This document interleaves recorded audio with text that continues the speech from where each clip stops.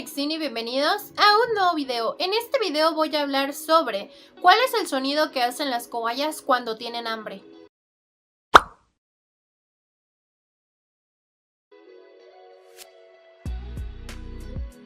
Antes de hablar sobre cuál es el sonido que las cobayas emiten cuando tienen hambre, quiero decirte que también ya tengo un video sobre cuáles son esos sonidos más comunes que las cobayas hacen y su significado. Así que te lo voy a estar dejando en esa esquina en forma de tarjeta para que vayas y veas ese video, donde también explico qué otros sonidos hacen, cuáles son los más comunes y qué significa cada uno.